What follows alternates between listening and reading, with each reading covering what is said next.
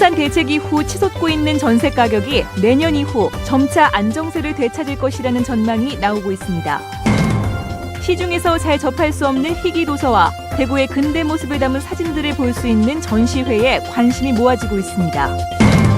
택시회사 조합 차원에서 조직적으로 감차 보상금을 많이 받기 위해 중고택시 신고 가격을 뻥튀기 했다는 의혹이 일고 있습니다. 적십자사에 내는 회비 상당수가 기관 관리비로 사용되고 있고 관리비 비율이 사회복지 공동모금회보다 높은 것으로 나타났습니다. 네, 여러분 안녕하십니까? 대구 경북 소식 전해드립니다. 9.1 부동산 대책 이후 오히려 더 치솟고 있는 전셋값 때문에 서민들 마음고생이 이만저만이 아닙니다. 특히 대구는 더 심한데 내년 이후 점차 안정세를 되찾을 것이란 전망이 나오고 있습니다. 도건엽 기자입니다.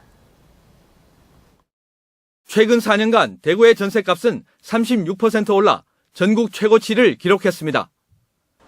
아파트만 놓고 보면 52% 상승해 상승률이 훨씬 높습니다.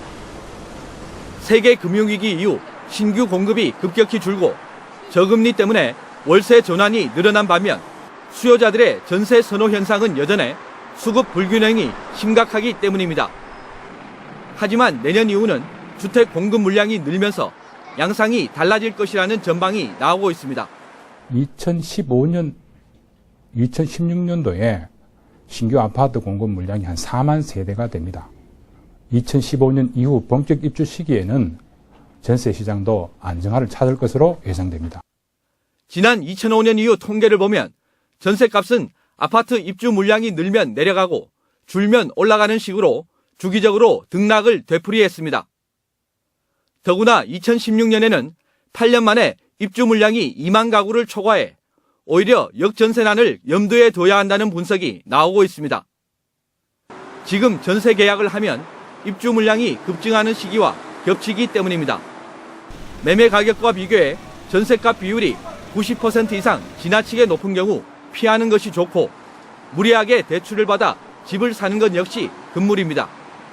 굳이 아파트를 고집하시기보다는 주변에 최근에 신축 빌라라든가 다세대 주택이라든가 이러한 부분에는 아직 전세가 조금이라도 여유가 있는 상황입니다. 그래서 이러한 부분을 한번 찾아보신다든가 아니면 월세를 어느 정도 생각을 해보시는 것도. 정부가 공공임대주택 공급을 늘리는 등 전세난 대책을 마련하겠다고 밝혔지만 전세난을 부추기고 있는 부동산 경기 부양 정책부터 철회해야 한다는 목소리도 커지고 있습니다. MBC 뉴스 도건협입니다. 감차 보상금을 많이 받기 위해 일부 택시 회사가 중고 택시 신고 가격을 뻥튀기 했다는 보도 얼마 전에 해드렸는데요. 택시 회사 조합 차원에서 조직적으로 뻥튀기를 했다는 의혹이 일고 있습니다. 윤영균 기자가 취재했습니다.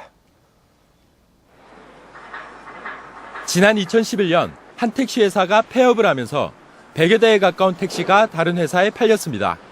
택시 관계자들은 당시 200만 원 안팎의 이 중고 택시들이 거래됐고 대구시에 신고된 가격은 500만 원 정도로 보고 있습니다. 거기는 보험료율이 거의 200%입니다. 200%였을 때는 그 남바 가격이 대당 130에서 150 정도. 하지만 2013년이 지나면서 대구시에 신고된 가격은 대부분 1,800만 원에서 2천만 원 사이였습니다. 어떻게 중고 택시 가격이 2년 사이에 4배 가까이 훌쩍 뛰었을까? 지난 4월 18일에 열렸던 택시운송사업조합 이사회 회의 자료입니다. 택시 감차보상 산정 기준이 되는 양도 양수 신고 가격을 일정 수준으로 유지하기로 논의한 것으로 나와 있습니다. 택시 안대를 줄이는데 정부가 1,300만 원가량 지원한다는 이야기가 나오면서 보상금을 많이 받아내기 위한 조직적인 담합이 의심되는 대목입니다. 사업조합 측에서 이제 대구 시내 택시 사장들을 모아가지고 설명을 했습니다. 이 택시 재원금이 돼갖고 감차가 되니까 나중에 감차 보상금이 나온다. 그 감차 보상금이 최저 1,350만 원 이상 되는 거라고. 하지만 대구시는 이런 뻥튀기 가격 담합 의혹에 대해 조사 권한이 없다며 사실상 택시업계의 편을 들고 있습니다. 깊이 있는 택시업계의 그 내막은 잘 모르는데 그런 거는 알 수는 없어요. 그 실제로 수사까지 나아가 봐야 되겠죠. 통장까지 그래 보고 그래야지 그걸 정확하게 나올 수 있겠죠. 뿐만 아니라 택시 감차 보상금 논의가 나오기 이전에 신고됐던 거래 가격조차 밝히기를 거부하고 있습니다. 공공기관 정보 공개법에 보면은 법인 정보에 대해서 보호받도록 돼 있어가지고요. 이게 비대상입니다. 그러니까 감사 이야기가 없을 때 그때 이렇게 양도 양수를 한 게 얼마였는지 그게 제가 궁금한 거거든요. 저도 모릅니다. 모르고 또 뭐 설령 알아도 얼마라고 또 뭐 말하기도 입장이 못 됩니다. 대구에서 감차 대상 택시는 6,000대 정도로 정부 계획대로라면 대구에만 780억 원의 세금이 쓰입니다. 합리적인 보상 기준과 정확한 실태 파악이 필요하다는 지적이 나오고 있습니다. MBC 뉴스 윤영균입니다. 불우이웃을 돕기 위해서 내는 적십자 회비 상당수가 적십자사 관리비로 사용되고 있다는 사실 알고 계십니까? 이 관리비로 떼는 비율도 비슷한 일을 하는 사회복지공동모금회보다 높았습니다. 이호영 기자가 취재했습니다. 대한적십자사 국정감사에서 적십자사의 모금 비용 충당 비율이 지난 4년 평균 7.8%로 사회복지공동모금회의 1.6%보다 5배 정도 높다고 지적됐습니다. 또 수입 대비 인건비 비율도 대한적십자사가 14.8%로 사회복지공동모금회 2.5%보다 6배 정도 높고 인건비 포함 관리비 비율은 21.8%로 사회복지공동모금회 3.2%보다 높게 나타났습니다. 이는 같은 100원을 대한적십자사에 기부하면 22원이 관리비 등으로 빠지는 데 반면 사회복지공동모금에는 3원이 빠지는 셈이라고 새누리당 김재원 의원은 밝혔습니다. 회비와 기부금으로 거둬들인 돈 중 상당액이 수혜 대상까지 가지 못하고 대한적십자사의 비용으로 쓰이고 있는 것은 심각한 문제입니다. 이처럼 대한적십자사의 관리비 비율이 높은 것은 대한적십자사는 사회복지공동모금회와 달리 모금과 함께 재난구호사업 등 전국 단위 사업을 수행하면서 관리비 지출이 크기 때문입니다. 하지만 정부의 행정기관을 활용해 적십자 회비를 거두면서 회비 수입이 정체 상태인데도 홍보비와 인건비, 관리비 등이 지속적으로 증가하고 있어 문제입니다. 대한적십자사는 회비 수입을 증대하고 모집비, 인건비, 관리비 등 각종 비용을 줄이기 위한 뼈를 깎는 노력을 해야 합니다. 대한적십자사가 모금한 수입은 한 해 평균 1,600억 원, 사회복지공동모금에는 6천억 원이 넘습니다. 사실상 주민이 내는 기부금은 100% 전액 어려운 이웃들에게 전달되는 게 아니라 이처럼 기관 경비를 제외하고 사용됩니다. 기관마다 경비를 줄이는 특단의 대책이 가장 시급합니다. MBC 뉴스 이호영입니다.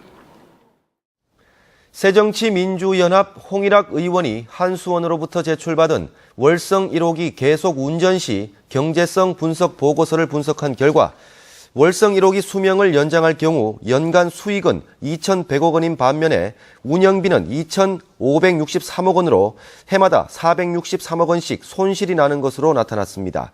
이에 대해 한수원은 경제성 분석은 장기간의 데이터를 평균해서 분석해야 정확한 결과를 얻을 수 있지만 이번 자료는 2012년 1년치 비용과 수익으로 10년 동안의 경제성을 분석했기 때문에 한계가 있다고 밝혔습니다.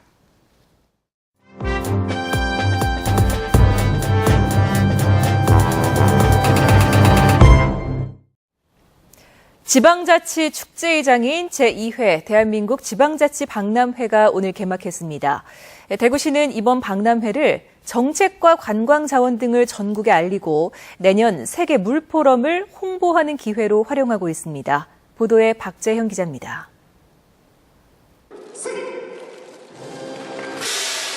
제2회 대한민국 지방자치 박람회에 화려한 막이 올랐습니다. 지방의 우수 정책과 우수 향토 자원 등을 공유하고 발전시킨과 동시에 지방자치에 대한 관심을 불러일으키기 위한 행사로 지역에선 대구에서 처음 열렸습니다. 대한민국 지방자치박람회가 우리 대구에서 열리는 의미는 이제 대구가 지방화 시대의 중심도시, 지방분권의 중심도시로 가겠다는 뜻과 의지를 담고 있다, 이렇게 생각하시면 되겠습니다. 대구시는 정책 홍보관을 통해 시의 주요 정책과 미래 성장 동력을 전국에서 온 관람객들에게 알리고 있습니다. 스마트 TV를 활용한 디지털 수족관 체험과 3D 프린터 시연 등 시의 창조 경제 정책이 집중적으로 소개됐습니다. 이런 데 와서 대구 이렇게 구역구역 보니까 깨끗하고 이렇게 패션의 도시처럼 많이 잘 꾸며져 있는 것 같아요. 경상북도도 개도 700주년에 맞춰 울릉도 친환경 에너지 자립섬 조성 사업 모형과 다양한 관광 자원 등을 보여주는 부스를 설치해 눈길을 끌었습니다. 특히 대구 경북 세계 물포럼 홍보관이 따로 마련돼 물포럼을 전국에 알리는 계기가 됐고 우리나라 지방자치의 역사를 한눈에 볼 수 있는 코너도 마련됐습니다. 주민자치의 발자취를 볼 수 있었고 지금 현재 우리 지방화 돼가지고 지방자치 주민자치가 어떻게 하면 발전할 것인가 우리가 많은 것을 배웠습니다. 전국 각 시도에서도 첨단 IT 기술과 스토리텔링, 체험 등 독특한 방식으로 자신들의 정책과 관광 자원을 알리며 지방자치의 의미를 되새겼습니다. MBC 뉴스 박재영입니다. 지방자치 박람회를 계기로 안전행정부가 오늘 지방자치제도 개선 계획을 깜짝 발표했는데요. 지방자치 역량을 강화하기 위한 방안이라고는 하지만 현실성이 떨어지거나 보여주기식에 그쳤다는 지적이 나오고 있습니다. 보도에 조재한 기자입니다.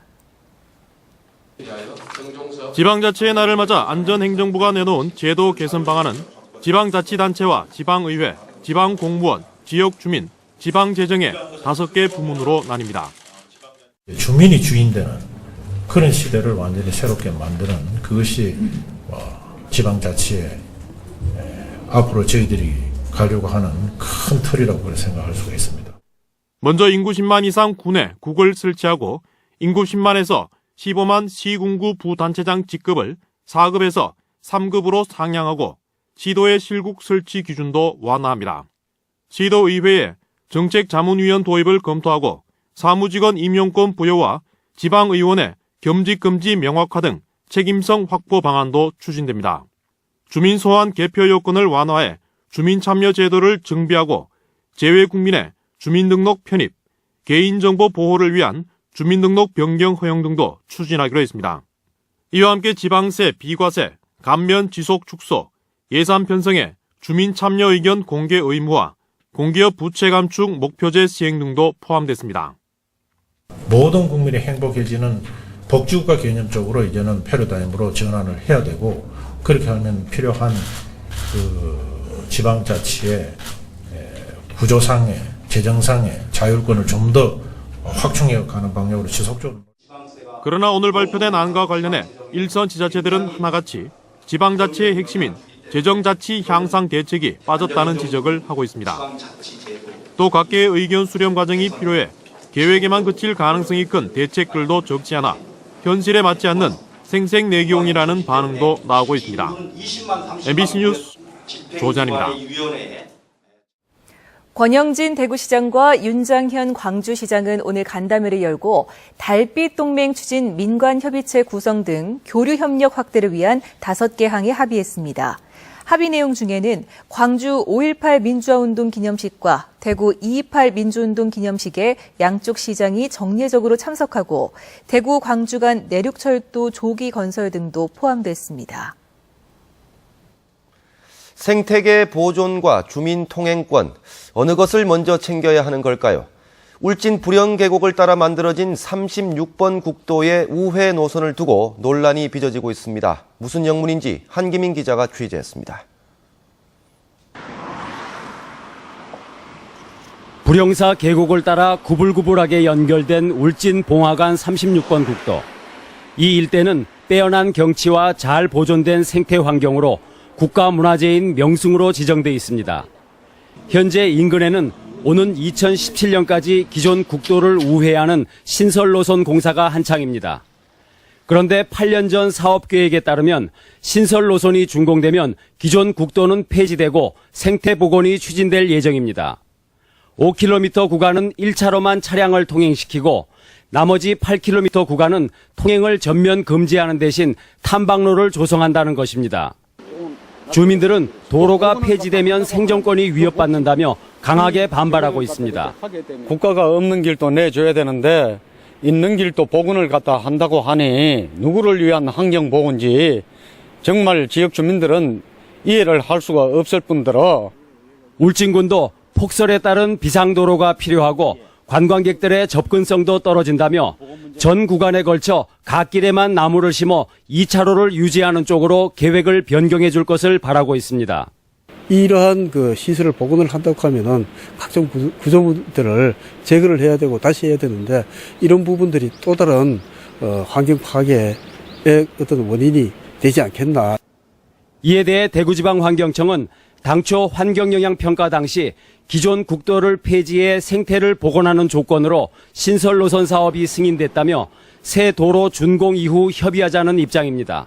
새로운 도로가 놓임으로 해서 생태계에 또 훼손이 불가피하게 생길 수밖에 없는 부분이 있는데, 그러면 그 대신에 이제 기존 도로를 복원하면 그만큼의 어떤 생태적으로는 좀 좋아진 부분이 있지 않느냐, 그런 관점에서 이 논의가 됐던 것 같고요. 국가문화재로 지정된 자연 생태를 복원해야 할지, 주민들의 통행권을 보호해야 할지, 기존 도로의 폐지 여부를 놓고 논란이 뜨겁습니다. MBC 뉴스 한기민입니다. 시중에서 잘 접할 수 없는 희귀 도서들과 대구의 근대 모습을 담은 사진들을 볼 수 있는 전시회가 열리고 있습니다. 이 세계적으로 인정받고 있는 우리나라의 인쇄 기술도 접할 수 있습니다. 이태우 기자가 보도합니다. 고려 제조 대장경 가운데 하나인 묘법 연화경입니다. 법화 사상을 담고 있는 천태종의 근본 경전으로 흔히 법화경으로 부르는데, 고려시대 인쇄술이 얼마나 정교했는지를 고스란히 보여주는 불경책입니다. 8가지 약초를 판화로 찍어낸 향초 8첩은 팔자가 아닌 약초를 책으로 펴냈다는 점에서 이색적입니다. 한약방에서도 썼지만 서민들이 약초를 캘 때 아주 유용하게 쓰였던 책으로 시중에서 잘 접할 수 없는 희귀 도서입니다. 7개 언어의 주 기도문을 담고 있는 이 책은 세계에서 가장 작은 책으로 등재되어 있습니다. 소매에 넣고 다니면서 수시로 펼쳐볼 수 있도록 만든 수진본들도 대거 전시되고 있습니다. 팔만대장경이라고 하시는 그런 거를 이제 조선시대 때 이제 찍었던 인본이라든지, 그리고 이제 중국에서 봤던 대장경들, 그런 것도 있으니까 그런 거는 좀 보기가 힘들다고 할 수 있죠. 경북대학교에서 열리고 있는 이번 전시회에서는 경북대 문헌정보학과 남건희 교수가 소장하고 있는 고서 150여 점이 선보이고 있습니다.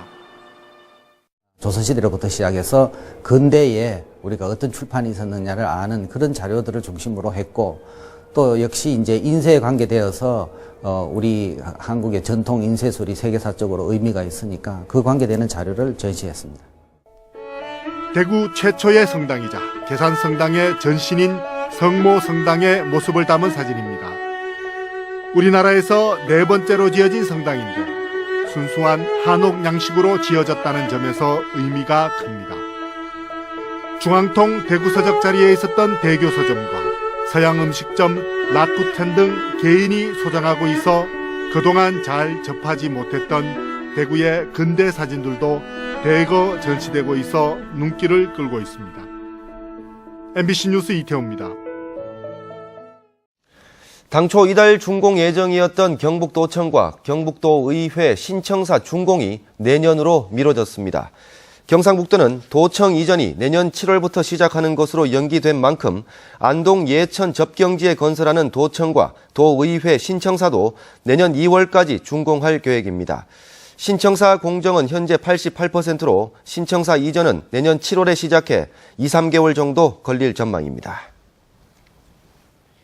지난 5년 동안 경북 지역의 농가 소득과 가계 지출이 25% 늘어난 것으로 나타났습니다. 동북지방통계청이 발표한 지난해 경북 지역 농가 소득은 3,489만 원, 가계 지출은 2,778만 원으로 지난 2008년보다 25% 늘어났습니다. 농가 소득의 41%를 차지하는 농업소득은 1,422만 원으로 29% 증가했고, 농해 소득은 1,207만 원으로 36% 증가했습니다. 대구 노전초등학교가 오늘과 내일 이틀 동안 20년 후의 미래세상 이야기라는 주제로 학술제를 열어 융합교육과정의 하나로 과학과 예술이 어우러진 학습 결과물을 전시나 공연으로 발표해 눈길을 끌고 있습니다. 학생들은 재활용 페트병으로 만든 로봇차를 스마트폰으로 조종해 마이크를 사회자에게 전달하는가 하면 컵으로 음악을 연주하는 컵타 공연, 애니메이션과 입체 조형을 결합한 예술작품 등을 선보였습니다. 지방분권운동 대구 경북본부는 오늘 오후 대구시의회에서 지방분권, 개헌 없이 지역의 미래는 없다를 주제로 토론회를 열었습니다. 오늘 토론회에서 참가자들은 중앙정부와 수도권 위주의 국가운영체제에서 지방분권은 형식적일 수밖에 없으며 실질적인 지방분권과 지방자치를 실현해 지방의 경쟁력을 높이는 것이 대한민국의 미래를 밝히는 길이라고 주장했습니다. 특히 참가자들은 외국의 지방자치 사례를 통해 정치, 경제, 사회, 문화 등 다양한 측면에서 지방자치의 필요성을 강조했습니다. 대구시가 내일 캄보디아 수도인 프놈펜시 중심가에 대구 의료관광 홍보센터를 엽니다. 캄보디아 의료관광객 유치에 거점 역할을 하게 되는 홍보센터는 면적 200제곱미터에 안내데스크와 회의실, 사무공간 등을 갖췄습니다. 네, 지금까지 대구 경북 소식 전해드렸습니다. 여러분 고맙습니다.